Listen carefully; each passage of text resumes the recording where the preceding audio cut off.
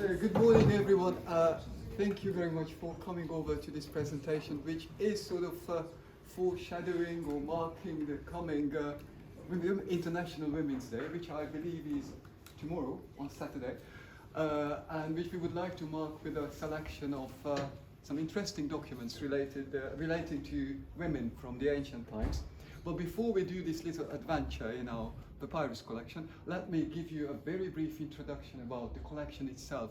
So the Bodleian's collection of manuscripts written on fibers of papyrus is very big, actually, surprisingly big, and very diverse and very rich, reflecting almost the entire history of using papyrus as a writing support from the age of the pharaohs in ancient Egypt up to the Arabic period in the 7th century AD. So it's a long history, and this is richly illustrated by the collection. And it comprises things written in all these languages. So the ancient Egyptian pharaonic languages of hieroglyphs, hieratic, demotic, Coptic, we have Aramaic documents, we have Arabic documents, and we have a lot in Latin and in Greek. The Greek collection, the collection of Greek papyri, is probably the largest one in the Bodleian, comprising more than 2,000 items actually, containing two main types of texts. One is literary texts, which are works of poetry, tragedy, brilliant lyrical poetry by Sappho, history, science, and all these things. And the other big thing, which people often say is too boring, is the documents. And the documents of everyday life, tax receipts and things like this, which I often compare to a sea. It's like a big sea where you can dive, just like the pearl fishers, and bring up things. And that's what I do as the curator of the collection. I always collect things from this, bring it up, and try to assess what they have. And always full of treasures, just like the pearls. And the 7 objects on display today are all results of these divings in the collection. And they are illustrating 7 different types, 7 different women actually, whom we will remember by their names, and we will have a particularly interesting, I think, insight into their lives, a moment in their lives, everyday life, which may sound familiar to many of us, but please do remember that everything on the table is at least more than 1,500 years old. And I think if anything sounds familiar, it will. This shows that this is thousands of years old. It will give it an extra emphasis.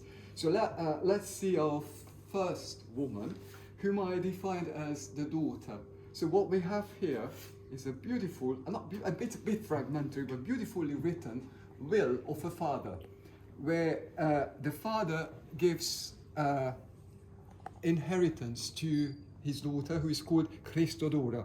So our first woman is called Christodora from the 6th century, so from about 565 AD. And the father is very strict, so let me quote his words. If Christodora causes any damage whatsoever to these properties, either through herself or an agent or whatever representative, or for some motive of hers, I want her to be absolutely deprived of all the possession granted by me to her in this very will. The imperial novella allows me to do this.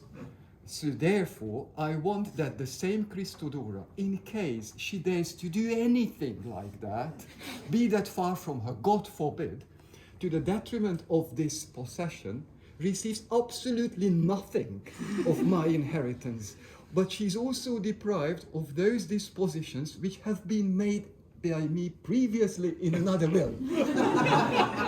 So the poor, I hope she was obedient. We don't know anything. This is the only glimpse, but I tried to illustrate her with an image which I took from coffins of the 2nd, 3rd century AD from the Fayum, where they always have a portrait of the individual who is in the coffin.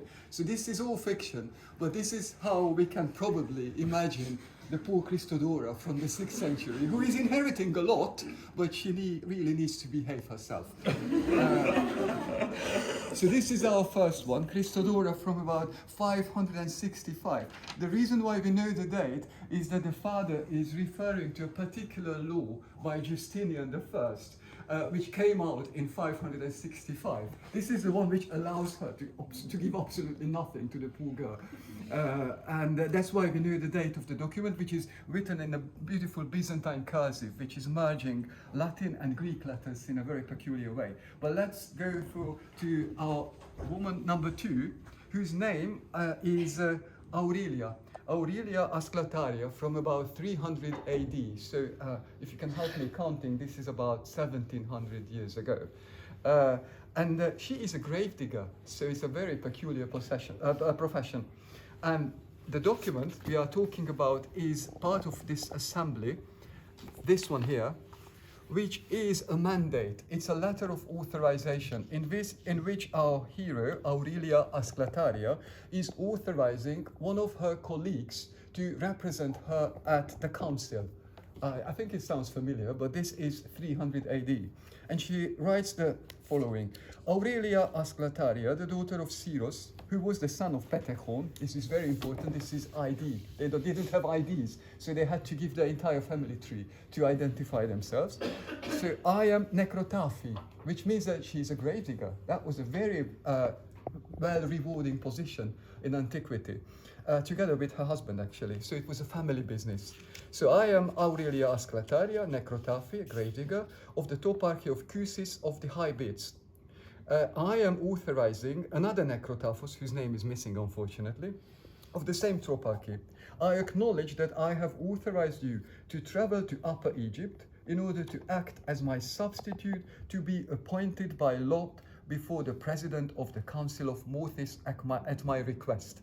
And then scholars reconstructed what this is about.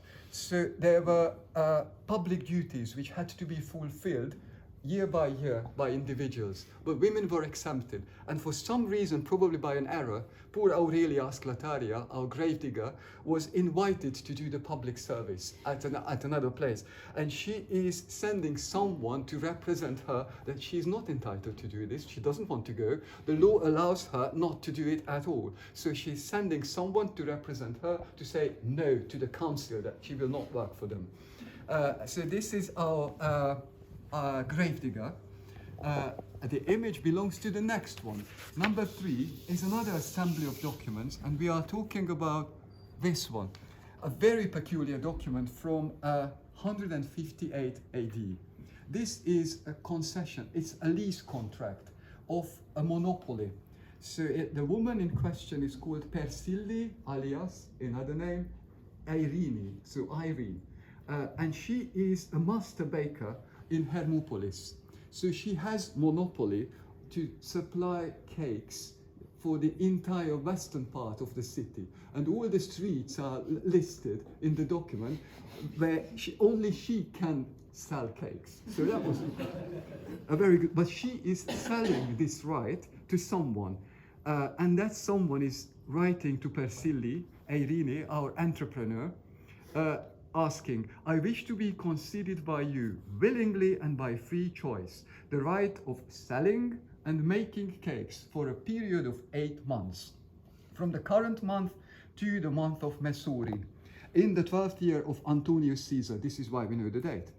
For the entire area of the west of the village and the village itself, and I will pay you the total sum of something drachmas, that's missing, in silver scale.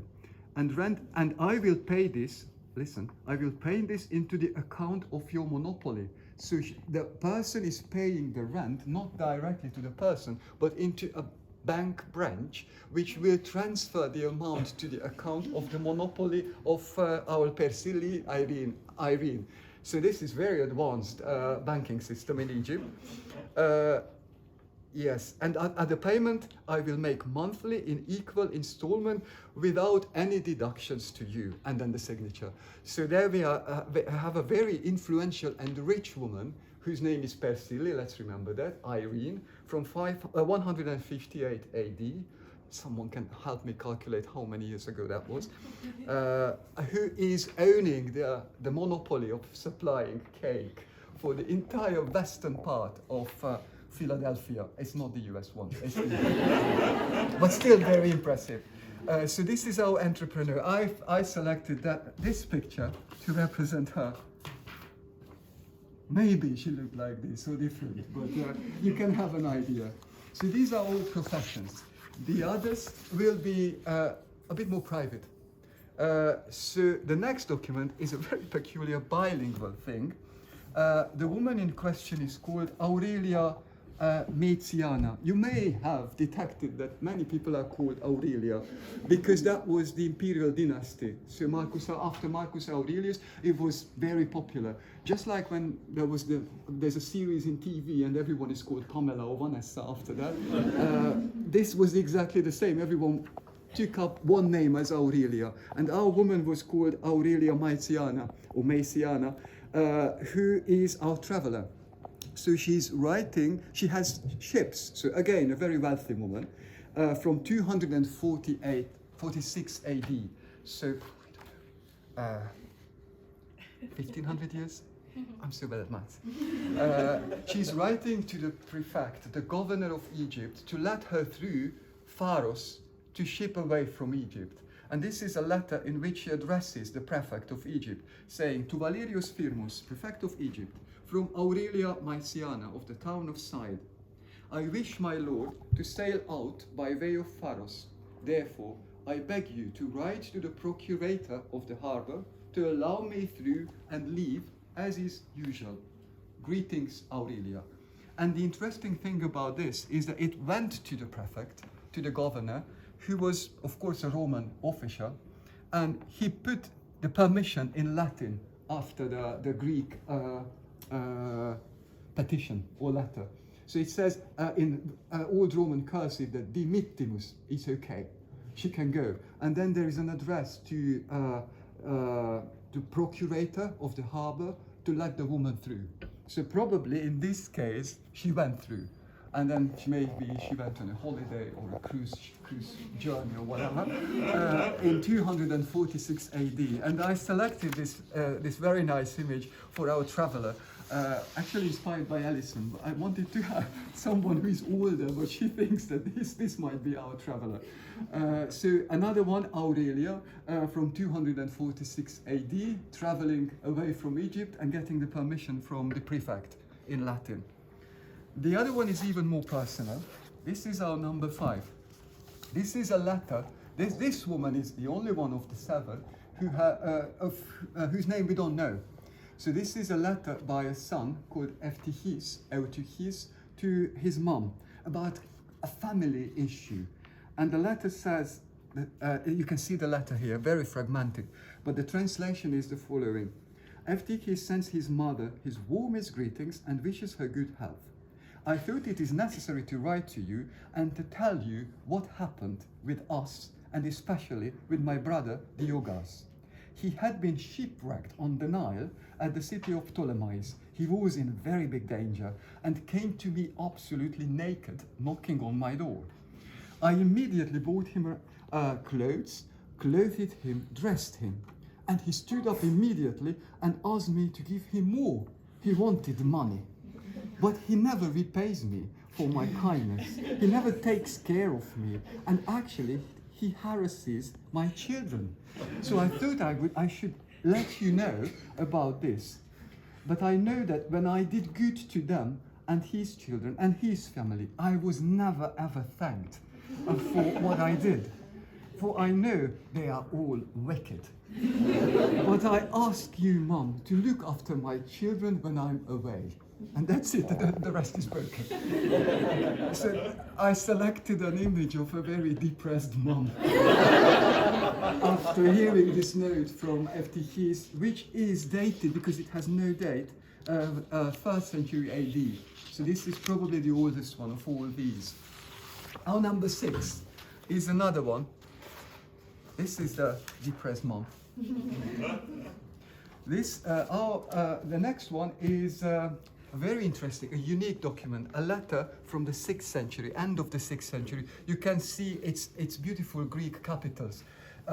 We cannot be sure if it is written by the woman or not, but her name is Maria.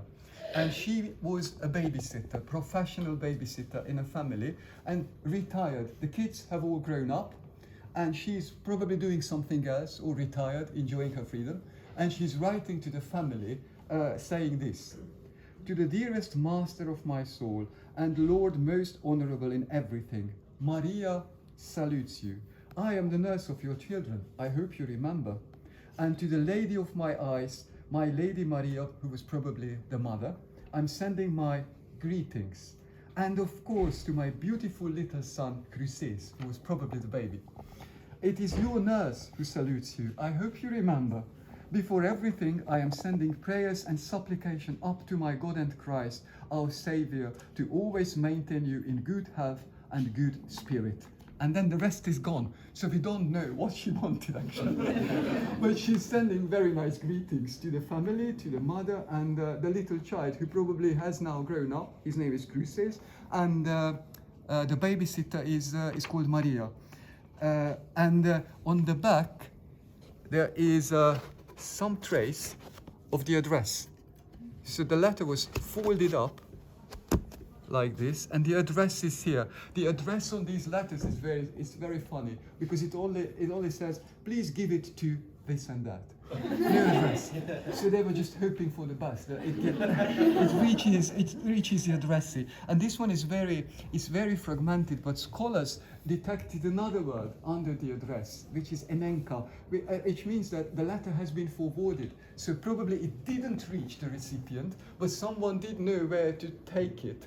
And then there was a note added that the address was not right, but the person who actually ended up having it did know where to take it, and it was forwarded by him to the family. And our last one is another very personal thing, another letter. And the woman illustrated is called Seraphia, and she's a future grandma. And this is her letter. You can see her shaky hand. The interesting thing about this is that in the blank area, which isn't blank, the bottom of the papyrus, there is a tax receipt. So that's a document that someone paid the tax in 208 AD. It's interesting actually, because that's the year when Septimius Severus took his two fellow emperors next to him. And basically the whole document is about listing the emperors to date the tax receipt with all their titles. So it's like 8 lines of just dating this emperor. Someone paid the tax, and it's a bit faded, because what happened was that the grandma took the old tax receipt from a drawer, turned it around, used the blank space on the bottom to write her letter, which is saying the following: Seraphias, that's the grandma's name, sends her greetings to Herminos, her son. Her son is not her son, you will see that. It's the son-in-law. So she's addressing the son-in-law.